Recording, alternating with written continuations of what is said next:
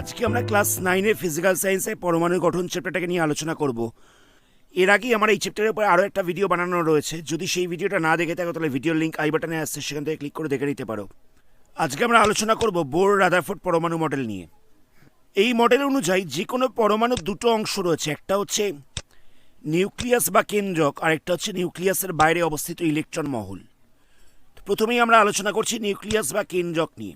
পরমাণুর কেন্দ্রে পরমাণুর আয়তনের তুলনায় অতি ক্ষুদ্র জায়গায় পরমাণুর সমস্ত প্রোটন আর নিউট্রন কণাগুলো অবস্থান করে থাকে। এই জায়গাটাকে বলা হচ্ছে পরমাণুর নিউক্লিয়াস। এটা আমরা এর আগেই দেখেছি যে পরমাণুর একদম কেন্দ্রে খুব অল্প জায়গায় পরমাণুর সমস্ত ভর মানে নিউট্রন এবং প্রোটনটা অবস্থান করে থাকে, তাকেই বলা হচ্ছে নিউক্লিয়াস। পরমাণুর নিউক্লিয়াসে অবস্থিত প্রোটন আর নিউট্রনটাকে একসাথে বলা হচ্ছে নিউক্লিয়ন। যে কোনো পরমাণুর মোট ভর বলতে পরমাণুর নিউক্লিয়াসের ভরটাকেই বোঝায়, কারণ ইলেকট্রনের ভরটা হচ্ছে অতি নগণ্য। প্রোটন আর নিউট্রনের ভরটাই হচ্ছে পরমাণুর ভর, ইলেকট্রনের ভরটা হচ্ছে খুবই তুচ্ছ, খুবই নগণ্য। পরমাণুর ক্রমাঙ্ক বলতে কি বোঝায়? কোনো একটা পরমাণুর মধ্যে অবস্থিত মোট প্রোটন সংখ্যাটাকে বলা হচ্ছে পরমাণু ক্রমাঙ্ক। মোট প্রোটন সংখ্যাটাকে বলা হচ্ছে পরমাণু ক্রমাঙ্ক। আর ভর সংখ্যা বলতে কি বোঝায়?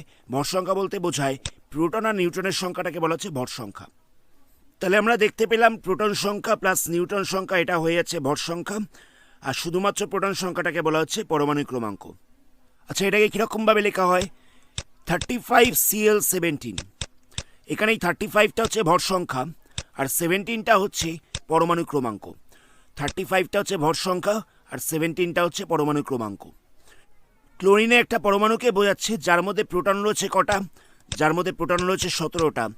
ভর সংখ্যা হচ্ছে 35, মানে নিউট্রন রয়েছে কতগুলো? নিউট্রন রয়েছে ভর সংখ্যা মাইনাস প্রোটন সংখ্যা। ভর সংখ্যা মাইনাস প্রোটন সংখ্যা করলে হয়ে যাবে নিউট্রন সংখ্যা। তাহলে নিউট্রন সংখ্যাটা হয়ে যাচ্ছে 18। আর ইলেকট্রন কতগুলো রয়েছে? যতগুলো প্রোটন রয়েছে ঠিক ততগুলো ইলেকট্রন রয়েছে, অর্থাৎ ইলেকট্রনও রয়েছে 17টা। আর নিউক্লিয়াসের বাইরে অবস্থিত রয়েছে ইলেকট্রন মহল। ইলেকট্রনগুলো বিভিন্ন কক্ষপথে এইগুলো ঘুরে বেড়াচ্ছে। নিউক্লিয়াসের বাইরে এই বিভিন্ন কক্ষপথগুলোর নাম দেয়া হয়েছে। প্রথম কক্ষপথটার নাম দেওয়া হয়েছে কে, তারপরে কক্ষপথের নাম দেওয়া হচ্ছে এল, তারপরে কক্ষপথের নাম দেওয়া হচ্ছে এম। এরকমভাবে বিভিন্ন কক্ষপথগুলোর নাম দেওয়া হয়েছে। নিউক্লিয়াসের বাইরে বিভিন্ন যে কক্ষপথগুলো রয়েছে সেগুলোর নাম কীরকমভাবে দেওয়া হচ্ছে? কে, এল, এম, এরকমভাবে কক্ষপথগুলোর নাম দেওয়া হচ্ছে। এই কক্ষপথগুলোর একটা নির্দিষ্ট শক্তি রয়েছে। সেই কক্ষপথে সর্বোচ্চ কতগুলো ইলেকট্রন থাকতে পারবে সেটা হচ্ছে নির্দিষ্ট সংখ্যক। মানে এখানে কেটা হচ্ছে প্রথম কক্ষপথ। এই প্রথম কক্ষপথে কটা ইলেকট্রন থাকতে পারবে? প্রথম কক্ষপথে ইলেকট্রন থাকতে পারবে 2n², অর্থাৎ 2 × 1²। তাহলে হয়ে যাচ্ছে দুটো ইলেকট্রন, মানে প্রথম কক্ষপথে থাকতে পারবে দুটো ইলেকট্রন। এল কক্ষপথে কটা থাকতে পারবে? এটা হচ্ছে 2 নম্বর কক্ষপথ, এখানে থাকতে পারবে 2n², 2 × 2² মানে হয়ে যাচ্ছে 8টা ইলেকট্রন। এমটা হচ্ছে 3 নম্বর কক্ষপথ, এখানেও 2n² ইলেকট্রন থাকতে পারবে, তাহলে হয়ে যাচ্ছে 2 × 3² মানে হয়ে যাচ্ছে 2 × 9 মানে 18টা ইলেকট্রন থাকতে পারবে। এরকম প্রত্যেক কটা কক্ষপথের একটা ম্যাক্সিমাম ইলেকট্রন ধারণ করার ক্ষমতা রয়েছে, সেটাকে 2n² এই ফর্মুলার দ্বারা প্রকাশ করা হয়ে থাকে। ইলেকট্রন মহলের এই যে বিভিন্ন কক্ষপথগুলো রয়েছে সেগুলোকে বিভিন্ন শক্তি স্তর বলা হয়েছে। প্রথম কক্ষ সেটাকে নাম দেওয়া হয়েছে কে, দ্বিতীয় কক্ষ এল, তৃতীয় কক্ষ এম, চতুর্থ কক্ষটা হচ্ছে এন। প্রথম কক্ষপথে কতগুলো ইলেকট্রন থাকতে পারবে? দুটো। তারপরটায় কতগুলো থাকতে পারবে? এই 2n² ফর্মুলা মানে 8টা।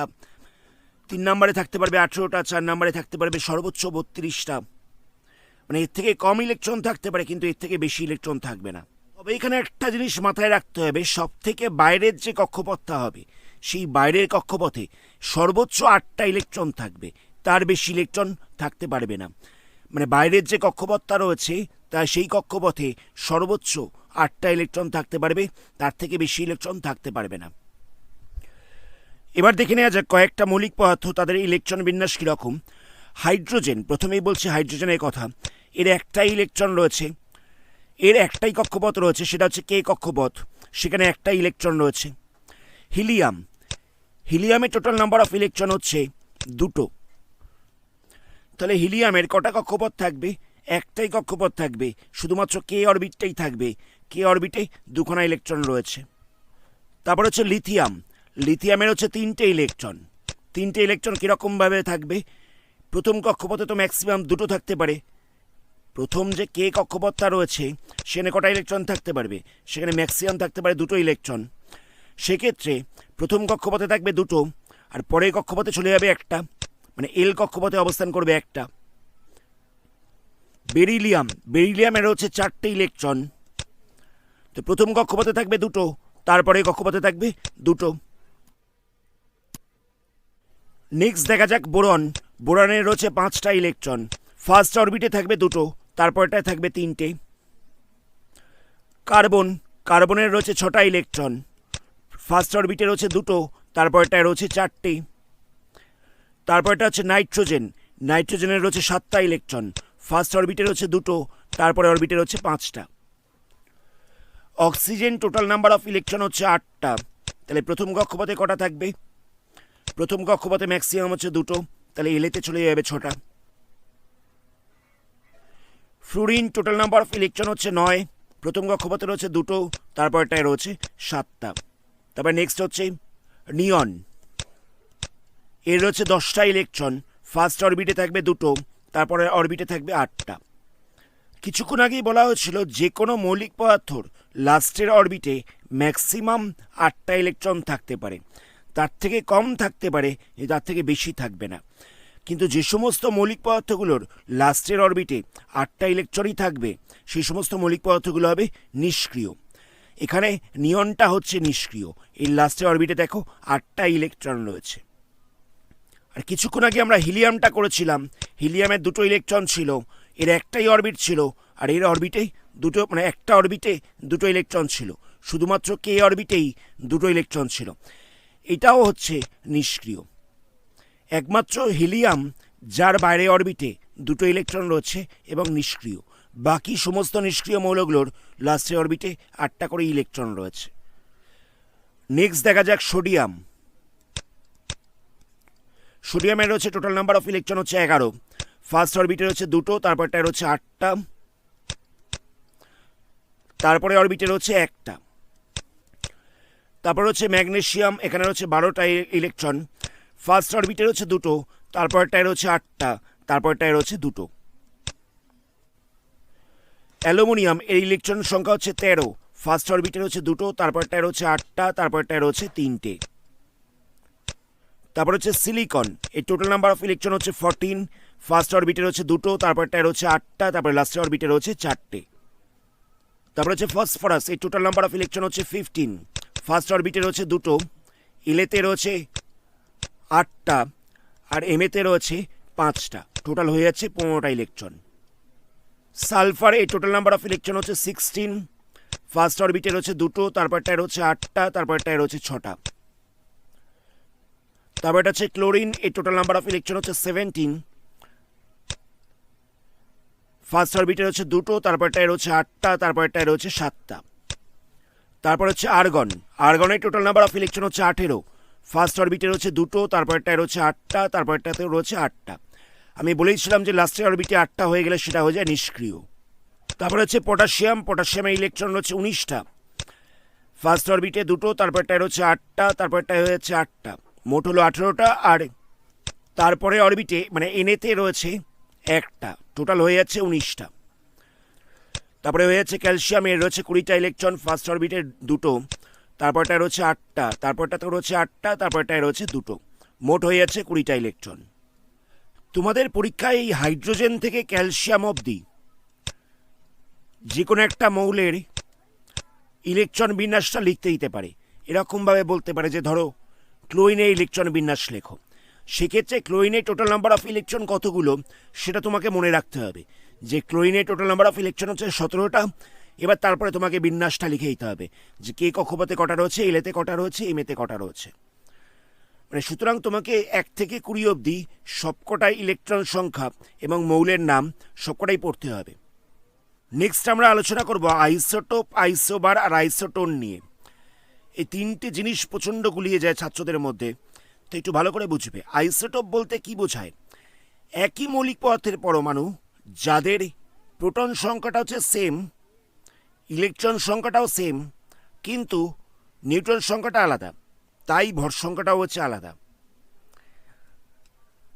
আইসোটোপ বলতে বোঝায় একই মৌলিক পদার্থের পরমাণু যাদের প্রোটন সংখ্যা হচ্ছে সেম, ইলেকট্রন সংখ্যাটা হচ্ছে সেম, কিন্তু নিউট্রন সংখ্যাটা হচ্ছে আলাদা। আর নিউট্রন সংখ্যাটা আলাদা হওয়ার ফলে ভর সংখ্যাটাও আলাদা হচ্ছে, সেটাকে বলা হচ্ছে আইসোটোপ। যেমন ধরো হাইড্রোজেনের 3টে আইসোটোপ রয়েছে, একটা হচ্ছে প্রোটিয়াম, ডয়টেরিয়াম, একটা হচ্ছে ট্রিটিয়াম। প্রোটিয়ামটা কীরকম? প্রোটিয়ামটা হচ্ছে 1H1, মানে এর প্রোটন একটা, ইলেকট্রন একটা, নিউট্রন নেই, নিউট্রন হচ্ছে 0, তাই ভর সংখ্যা হচ্ছে 1। আর এটা হচ্ছে 2H1, এটার প্রোটন হচ্ছে একটা, ইলেকট্রন হচ্ছে একটা, নিউট্রনটা হচ্ছে 2-1, মানে নিউট্রনটা হচ্ছে একটা, প্রোটন একটা, নিউট্রন একটা, তাই ভর সংখ্যাটা হচ্ছে 2। ট্রিটিয়ামটা দেখো 3H1, এটার প্রোটনটা হচ্ছে একটা, ইলেকট্রনটা হচ্ছে একটা, নিউট্রনটা হচ্ছে 2, প্রোটন একটা, নিউট্রন 2, তাই জন্য দেখো ভর সংখ্যা হচ্ছে 3। এটা হচ্ছে হাইড্রোজেনের আইসোটোপ, এই 3টেই হচ্ছে হাইড্রোজেনের আইসোটোপ। নেক্সট একই রকমভাবে অক্সিজেনেরও 3টে আইসোটোপ রয়েছে, 16O8, 17O8, 18O8। মানে 16O8 এটার দেখো প্রোটন কতগুলো রয়েছে? প্রোটন রয়েছে 8টা, ইলেকট্রন কতগুলো থাকবে? যতগুলো প্রোটন ততগুলো ইলেকট্রন, তাহলে ইলেকট্রন হচ্ছে 8টা। নিউট্রনটা কটা রয়েছে দেখো, নিউট্রন হচ্ছে 16-8, 16-8 মানে হয়ে যাবে 8টা। 17O8 এখানে প্রোটন রয়েছে কটা দেখো, প্রোটন রয়েছে 8টা, ইলেকট্রন রয়েছে 8টা, নিউট্রন কটা রয়েছে 17-8 মানে হচ্ছে 9টা। তারপরে হচ্ছে 18O8, এরও প্রোটন রয়েছে 8টা, ইলেকট্রন রয়েছে 8টা, নিউট্রন কটা রয়েছে 18-8 মানে হচ্ছে 10টা। এটা হচ্ছে অক্সিজেনের 3টে আইসোটোপ। কার্বনেরও 3টে আইসোটোপ রয়েছে, 12C6। 12C6 বলতে কি বোঝায়? প্রোটন হচ্ছে 6টা, ইলেকট্রন হচ্ছে 6টা, নিউট্রন হচ্ছে 12-6 মানে হচ্ছে 6টা।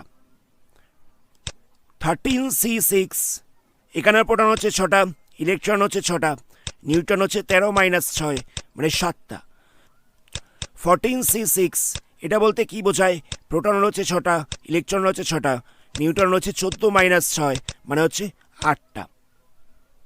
ক্লোরিনের 2খানা আইসোটোপ রয়েছে, একটা হচ্ছে 35Cl17, প্রোটন রয়েছে 17, ইলেকট্রন রয়েছে 17, ভর সংখ্যা কত?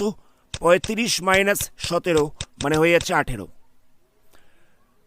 আরেকটা আইসোটোপ হচ্ছে 37Cl17, এখানেও প্রোটন রয়েছে 17, ইলেকট্রন রয়েছে 17, ভর সংখ্যা কত?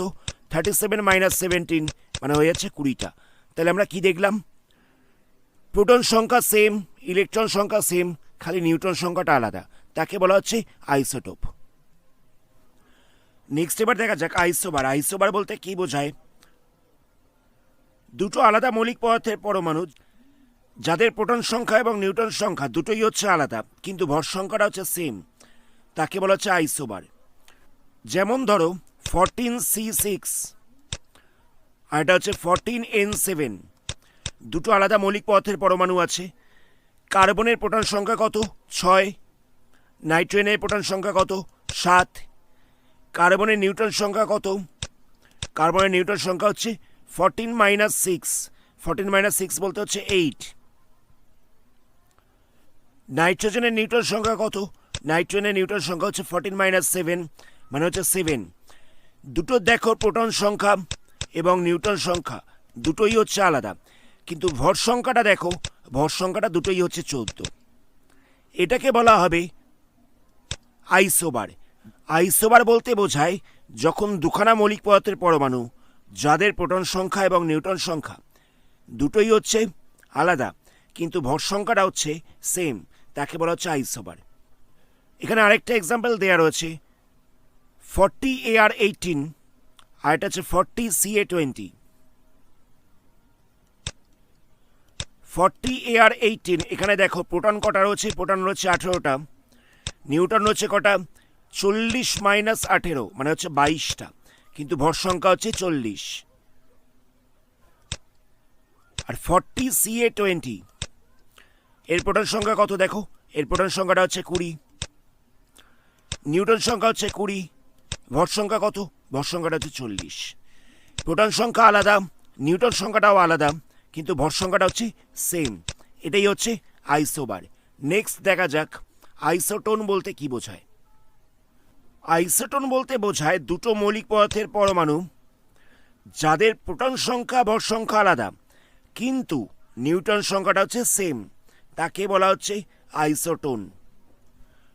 যেমন ধরো 3H1 আরেকটা হচ্ছে 4He2, এদের প্রোটন সংখ্যা কত আছে? এটার প্রোটন সংখ্যা আছে 1, এটার প্রোটন সংখ্যা আছে 2। এর নিউটন সংখ্যা কত আছে? 3 মাইনাস 1, 3 মাইনাস 1 করলে হয়ে যাচ্ছে 2। এর নিউটন সংখ্যা কত আছে? এর নিউটন সংখ্যা আছে 4 মাইনাস 2, তাহলে হয়ে যাবে 2।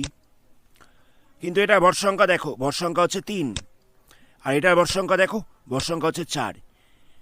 প্রোটন সংখ্যাটা হচ্ছে আলাদা, ভর সংখ্যাটা হচ্ছে আলাদা, কিন্তু নিউটন সংখ্যাটা হচ্ছে সেম, তাই এটাকে বলা হচ্ছে আইসোটোন। আরেকটা দেখা যাক 30Si14, 31P15, 32S16। এখানে প্রোটন কটা আছে? প্রোটন আছে 14টা, এর আছে 15টা, এর আছে 16টা। নিউটন কটা আছে? নিউটন আছে 30 মাইনাস 14 মানে হচ্ছে 16টা। এখানে হচ্ছে 31 মাইনাস 15 মানে হচ্ছে 16টা। 32 মাইনাস 16 মানে হয়ে যাচ্ছে 16টা। ভর সংখ্যা কত? ভর সংখ্যা হচ্ছে 30, এর ভর সংখ্যা হচ্ছে 31, এর ভর সংখ্যা হচ্ছে 32। প্রোটন সংখ্যা হচ্ছে আলাদা সব কটার, ভর সংখ্যা হচ্ছে আলাদা, কিন্তু নিউটন সংখ্যাটা হচ্ছে সেম, এটাকে বলা হচ্ছে আইসোবার। তাহলে আমরা আইসোটোপের বেলা কি দেখলাম? আইসোটোপের বেলা দেখলাম একই মৌলিক পদার্থের পরমাণু ছিল, প্রোটন সংখ্যা সেম ছিল, নিউটন সংখ্যা আলাদা ছিল, ভর সংখ্যা আলাদা ছিল। আইসোবারের বেলা কি দেখলাম? আলাদা মৌলিক পদার্থের পরমাণু ছিল, প্রোটন সংখ্যা আলাদা ছিল, নিউটন সংখ্যাও আলাদা ছিল, ভর সংখ্যাটা সেম ছিল। আইসোটোনের বেলা কি দেখলাম? আলাদা মৌলিক পদার্থের পরমাণু, প্রোটন সংখ্যাও আলাদা, ভর সংখ্যাও আলাদা, কিন্তু নিউটন সংখ্যা হচ্ছে সেম। আশা করি বুঝতে পেরেছো। আজকের ভিডিওটা এখানেই স্টপ করছি, এর পরবর্তী পার্টে তোমাদের বইয়ের অন্য কোনো চ্যাপ্টার নিয়ে আলোচনা করবো। ভিডিওটা ভালো লাগলে ভিডিওটাকে লাইক করো আর বন্ধুদের সঙ্গে শেয়ার করো। আর যারা যারা এই চ্যানেলে প্রথম, তারা এই ধরনের ভিডিও নোটিফিকেশন সবার আগে পাওয়ার জন্য চ্যানেলটাকে সাবস্ক্রাইব করার সাথে সাথে বেল আইকনটাকে প্রেস করো।